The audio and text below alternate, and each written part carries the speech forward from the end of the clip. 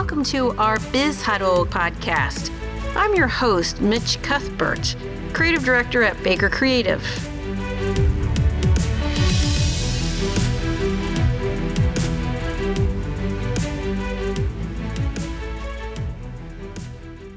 Pamela Prince Easton became the President and Chief Executive Officer of the Women Business Enterprise National Council, or WBENC, in 2011. Previously, she was Vice President of Worldwide Procurement for Pfizer. A graduate of East Tennessee State University with a bachelor's degree in accounting and Johns Hopkins University with a master's in international business and finance. Pamela was among the first to receive the Certified Professional in Supply Management designation. Welcome, Pamela, to our podcast. We're so excited to have you on our podcast, and we appreciate your time. Thank you so much. Thank you, Michelle. I'm glad to be here with you. So, I know you have a really great career, and I was wondering, how did you get involved in WBENC to begin with? Well, ironically, I was Vice President of Global Sourcing at Pfizer at the time, and Pfizer was very committed to diversity and inclusion. And my boss, Lisa Martin, took a role on the board with the National Minority Supplier Development Council, and we wanted to be very active there, but we also wanted to be very active with WBENC as well. And so I took the role on the WBENC board. And initially, my real focus was around how can I look at the processes that Pfizer has for doing business with women-owned businesses and other smaller businesses, and how can we integrate that into what we do in the procurement world. But as time went by, as about 12 years went by, I really came to love the WBENC organization and to understand what it was like to be a woman-owned business and how to approach large business. And I felt like that I could help to fill the gap between what women needed to know and what corporations needed to share. And so I thought we're better to do that than at WBENC. Oh, awesome. And we're excited to have you. Thank you. So, how has WBENC become a model for other organizations that promote women-owned businesses? I think that the fact that we have really looked at women-owned businesses where they are today has been what people have noticed the most about us and what other organizations are trying to do. So I think that change is occurring so quickly these days, even really pre-COVID, but definitely since COVID.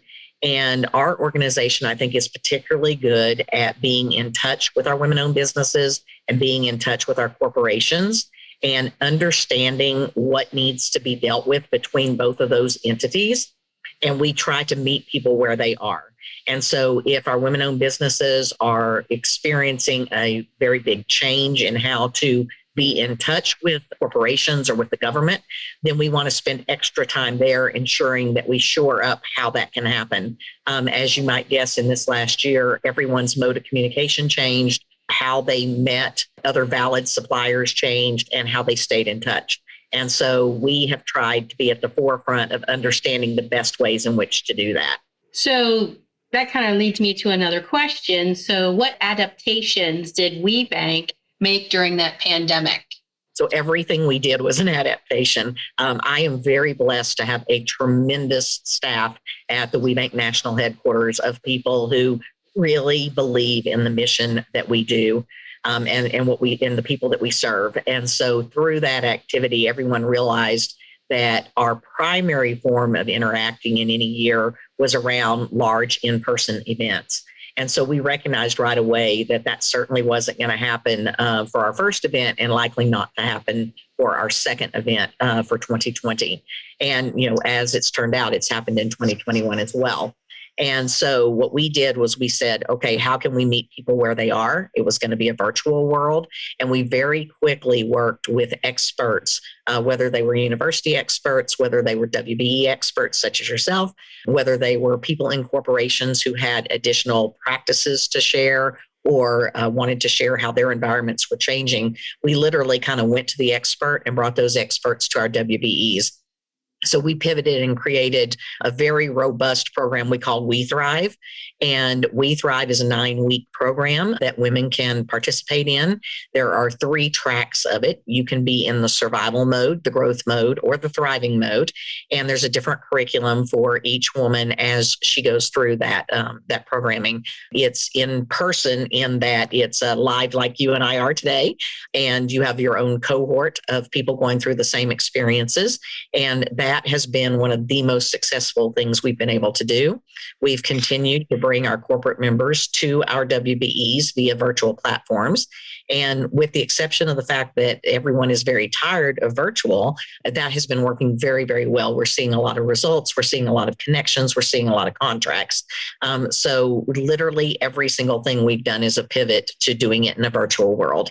So what is the most common mistake you see a lot of women business owners make? I'd say the most common mistake at this point is one that's probably been made over the course of time and is no more unique today than it ever has been. And I will also say it's not just women-owned businesses. I think it's all small business owners. Understanding where you are financially as a business is something that sometimes other people rely on, maybe an accountant to do that for them, or a banker that they interact with, or an external financial counsel. Not a lot of people, let's just say 75% in general of small business owners do not understand in depth their own financial situation. And so as the owner, regardless of whether you know how to do transactions and that sort of thing, it's good for you to fully understand what your balance sheet says, what your income statement says, and what your cash flow statement says. And while I think that is getting better with all of the teaching and coaching that's going along, it had a number of people in a particularly bad situation going into the pandemic. And so for us, we have elevated our focus on ensuring that the understanding of financial statements as well as how to access capital is even stronger within our own community. Understood. I know you get to hear both sides of both the corporate and the small business owner or just general business owner. Is there anything that a WBENC certified business could do to have better relations with the corporations that attend the event? Actually, I think the relations in general are pretty good. I think the most important thing I try to tell people is on the corporate side, we really encourage corporations to be open about what areas of spend are coming up for contract. And so if you happen to be in a line of business that when you approach a buyer, they are not looking to buy that. They just did a 3 or a 5-year agreement with someone else. You don't want to spend your time there. You really want to target your focus on the corporations that are in your wheelhouse that you believe that you can help to solve their issues. And most importantly, it's not what you sell as an item or a service. It's all about what is it you're bringing to that business that makes that business more innovative or more competitive. Like, what is your true differentiator for people doing business with you? And so the way I think relationships get stronger is when there's a true win-win between people. But I would also say in a situation where you're dealing with a corporation that may not be buying your area of spend currently, remember that supplier diversity professionals are well networked, as are chief procurement officers, throughout many, many corporate supply chains. And so sometimes just your interaction with someone, say at an event, even if they don't have a need, they may know someone who's just about to get into that area of spend, and they may very well be a great reference for you or promote you to another company. So please keep in mind that relationship building is important, but it doesn't have to be a long time that you talk to somebody. Just a reminder, hey, I'm here. This is what I do. This is my unique solution. What do you think someone would be surprised about when they get to know the organization? WBENC as an organization, what would they be surprised to know about? Gosh, I don't know if I have a good answer for that, Michelle. What I would say is that our network itself is one national headquarters where I have approximately 23 employees, and we are spread actually all throughout the United States as the headquarters operation. And then we have 14 regional partners that serve various parts of the United States. And I think We do that in a pretty comprehensive way where there's a lot of similarity between what is offered in each area of these 14 regions. So for those of you who want to be active locally, you can learn a lot from your local regional partner, but also there are some differences based on if an area such as Detroit has a much larger presence in the automotive industry. You might find that some of their activities, even though that's not your home regional partner organization, might be good for you to attend and participate in. And so, I would encourage everyone to really understand the breadth of everything that's available across the network. All right. So what advice would you give a woman considering starting her own business now versus someone who's been in business for a while? Okay, if you've been in business for a while, you should have already been a part of this WBENC network. You should be well integrated. We have just in these last 2 years had 140 new Fortune 500 companies come on. So most of the Fortune 500 is supportive of D&I, of women, of supplier diversity, and they're involved in this organization. So for those of you who are already in business, I would say take advantage of every resource that exists for you. If you're new and you're starting a business, recognize that there is a tremendous breadth of resourcing available to you.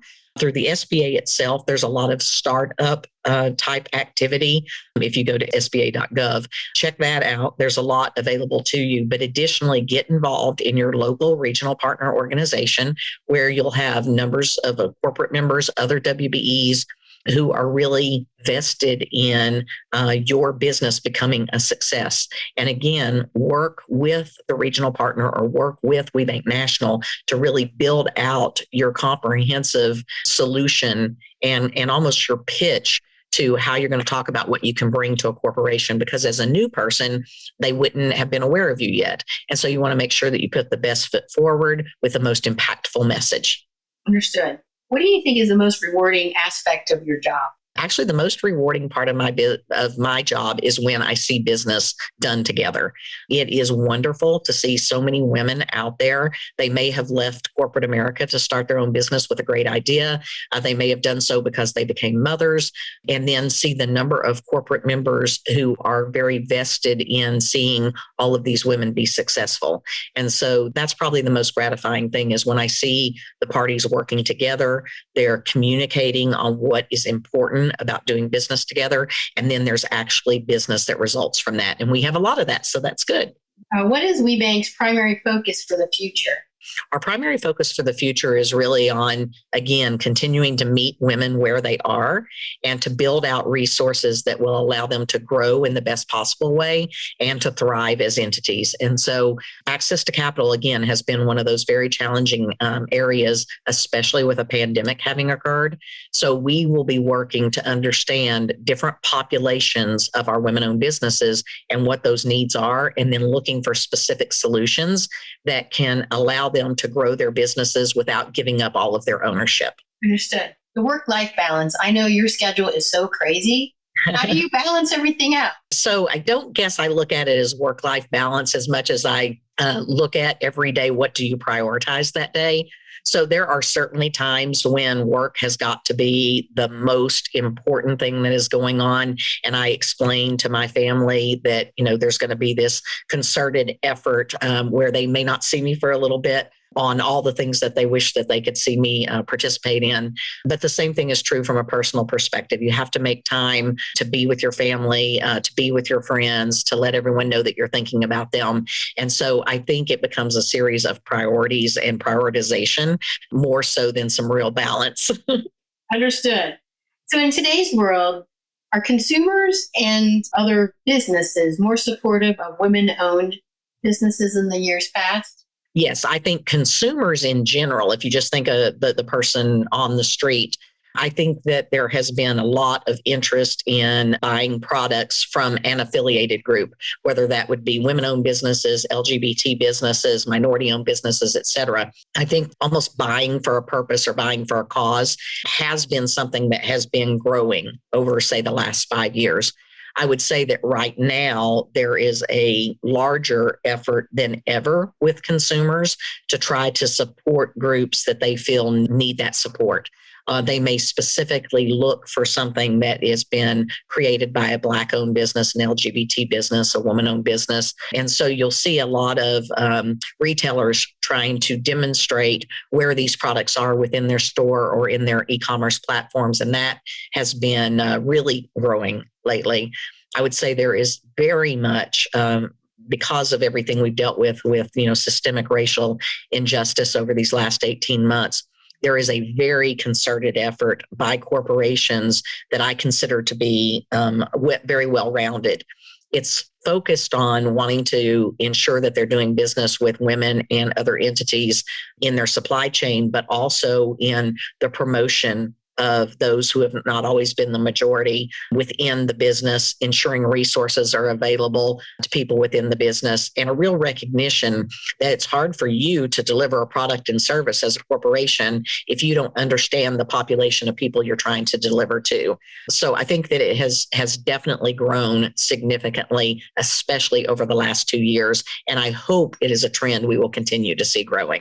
Sounds great. So then my last question to you is, put so much effort and so much of your time into this organization and your passion. What kind of legacy do you want to leave? The legacy I really want to leave is that when I leave, this organization continues to do even better than when I leave it. One of the things that's been important to our organization, I mentioned my staff earlier, I have got a tremendous staff. I would put them up against anybody in the world. And so I feel that we've got a lot of succession planning in place. We have a lot of partnerships with our RPOs, with our partners like WIP, with NGLCC, many other partners out there. And I feel that the most important thing I can do is ensure that we have an organization that doesn't depend on me and doesn't depend on any small group of people, but has a legacy of being able to exist over the course of time with whomever is leading it. And so that would be what I hope my legacy will be. Sounds like a pretty awesome legacy. Thanks, Michelle. Well, I do appreciate your time, and thank you so much for taking a time out to go and do this podcast interview. It had a lot of value. I think a lot of people will get out of it. Thank you so much.